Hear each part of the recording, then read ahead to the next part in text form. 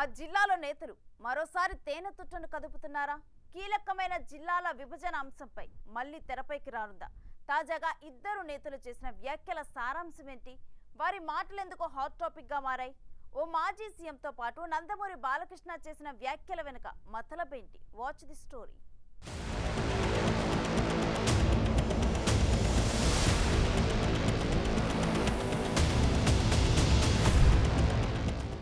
అనంతపురం జిల్లా ఉమ్మడి రాష్ట్రంలో అతిపెద్ద జిల్లాగా రికార్డ్ సాధించింది. భూభాగ పరంగా విశాలమైన జిల్లాగా దేశంలోనే మొదటి స్థానంలో ఉండేది. 12,805 చదరపు కిలోమీటర్ల విస్తీర్ణంలో 14 అసెంబ్లీ నియోజకవర్గాలు, 63 మండలాలతో జిల్లా ఏర్పాటైంది. ఈ జిల్లా నుంచి నీలం సంజీవరెడ్డి లాంటి గొప్ప వ్యక్తులు సీఎంగా, తరువాత భారత రాష్ట్రపతిగా సేవలందించారు. కర్ణాటకలోని బళ్ళారి జిల్లా నుంచి ఈ జిల్లాని విడగొట్టి అనంతపురం జిల్లాగా అప్పట్లో మార్చారు. 2019 ఎన్నికల్లో అధికారంలోకి రాగానే నియోజకవర్గాన్ని జిల్లాగా మారుస్తామని హామీ ఇచ్చిన గత ముఖ్యమంత్రి జగన్ ఇచ్చిన హామీ మేరకు జిల్లాలను విడగొట్టారు. అనంతపురం జిల్లాలో పుట్టపర్తి కేంద్రంగా శ్రీ సత్యసాయి జిల్లాగా విభజించారు.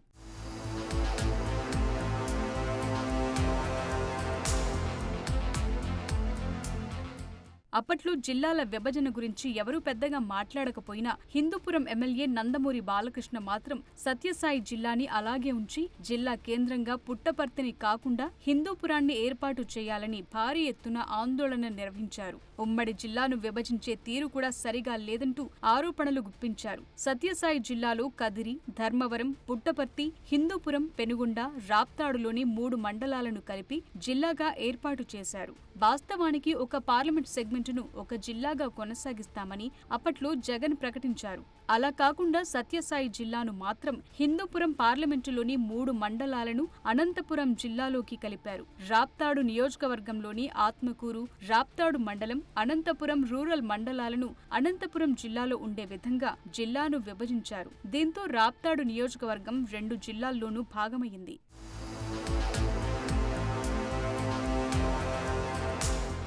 టీడీపీ అధికారంలోకి రావడంతో మరోసారి జిల్లాల విభజన, జిల్లాల పేర్ల మార్పు అంశం తెరపైకొచ్చింది. హిందూపురం ఎమ్మెల్యే నందమూరి బాలకృష్ణ తాజా వ్యాఖ్యలు ఇప్పుడు సంచలనంగా మారాయి. అన్న క్యాంటీన్ల ఓపెనింగ్ కోసం హిందూపురంలో పర్యటించిన బాలయ్య చేసిన వ్యాఖ్యలు చర్చనీయాంశంగా మారాయి.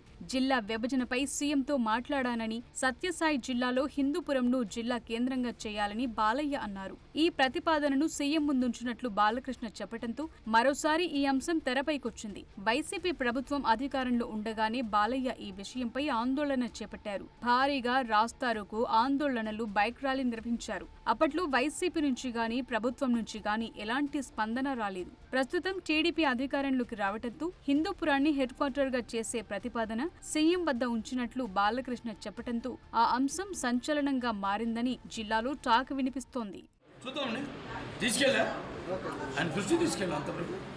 మరి అటువంటి నిర్ణయం తీసుకుంటే దాన్ని మేము కట్టుబడి ఉంటాం. పేరు మాత్రం అదే ఉంచమన్నాం. ఆ అభ్యర్థన సత్యసాయి జిల్లా పేరు మాత్రం అదే ఉంచమన్నాం.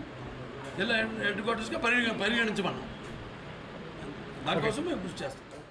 మాజీ సీఎం కిరణ్ కుమార్ రెడ్డి అనంతపురం పర్యటనలో ఇదే తరహా వ్యాఖ్యలు చేశారు. వైసీపీ హయాంలో జిల్లాల విభజనను అస్తవ్యస్తంగా మార్చేసిందని, శాస్త్రీయంగా జిల్లాల విభజన జరగలేదని కిరణ్ కుమార్ రెడ్డి అన్నారు. తాను సీఎంగా ఉంటే ఖచ్చితంగా పాత జిల్లాలనే కొనసాగించేవాణ్ణని వ్యాఖ్యానించారు. దీంతో ఈ అంశం మరోసారి తెరపైకొచ్చి జిల్లాతో పాటు పొలిటికల్ గాను ప్రజల మధ్య చర్చకు దారితీసేలా చేసింది.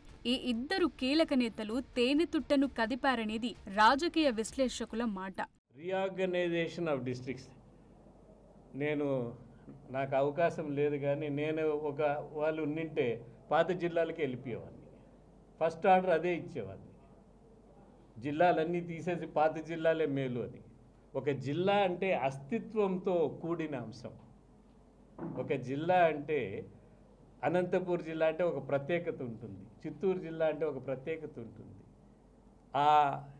ఎప్పుడు తక్కువ చేసేసారు ఆ జిల్లాని, దాని ప్రాముఖ్యత, దాని అస్తిత్వం పూర్తిగా కోల్పోయినారు. సో దాన్ని ఏ విధంగా సరి చేయాలి, ఇప్పుడు మళ్ళా మార్చాలంటే కుదరదు.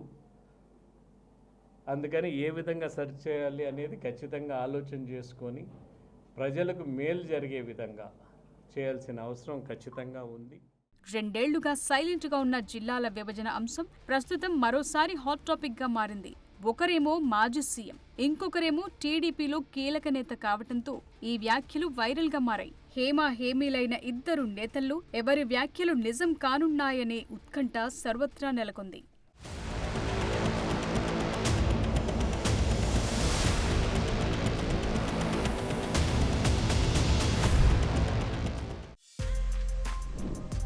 For more videos like this, subscribe Big TV channel.